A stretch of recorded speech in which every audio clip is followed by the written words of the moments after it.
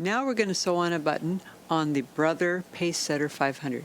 Now this machine is very similar to the Baby Lock Presto, so if you have that machine, it works basically the same way. So to start out with, we do have a button sewing program. Make sure that you're in this mode right here, so press that button first. Then it's number 68. There we go. Okay, now it calls for foot M. This is foot M. And foot M has the M right there, and what it does is it hangs onto your button, which is a really nice feature. I'm going to use a button that has 4 holes in it to show you how that works. And what I'm doing is I am lining up the holes right with those little red marks there. We still want to make sure that it is lined up correctly, and I'll show you how to do that. So this has a little lever that you can push forward so that it can give a little extra slack in the thread, which will give it a little bit of distance, making it easier to button your buttons with when it has thick fabric.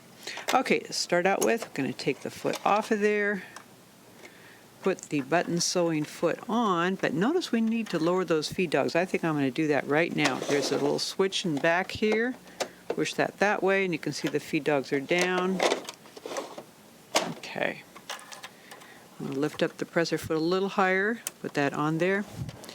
Okay, at this point, I want to make sure that my needle does not hit that button. Okay, it hit a little bit, and one of the things I've noticed is I think I need to make that a little bit less. There we go. I'm also going to take and pull it forward a little bit. Need to do that because I think it was hitting a little bit too close on the front. Once you do this, and it's nice because that the bottom of the foot actually hangs onto the button, so it's not going to slip back and forth much. There we go. Great. Okay, I forgot to put fabric under there.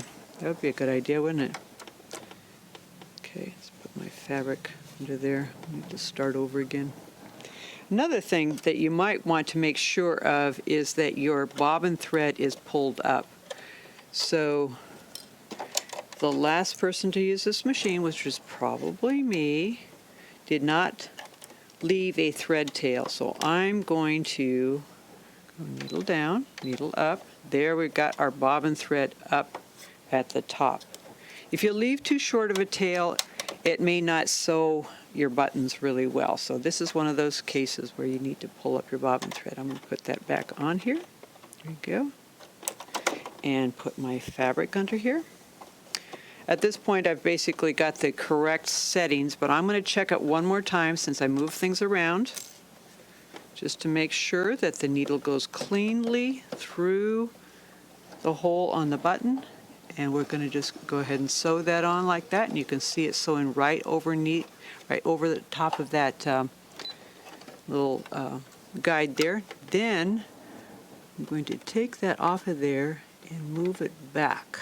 There we go. Notice I took the thread off of that little guide thing. Then I simply moved the button back, and I tested it out again using the hand wheel. So now we're going to go. And notice I've got it on a fairly slow speed.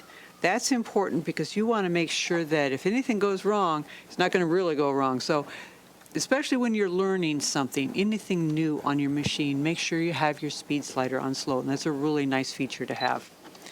So at this point, it is ready to pull off. You just pull it forward towards you. And you probably want to... You can take your thread tails from the beginning because they're usually caught in the stitches, the succeeding stitches, and cut those off. But the end ones, they did make a knot at the end here, and so you could cut it off but leave a little bit of thread so that it doesn't come undone. If you want to, you can thread this back through with a darning needle and just tie it on the other side for extra strength. Now, I want to tell you something about this little foot.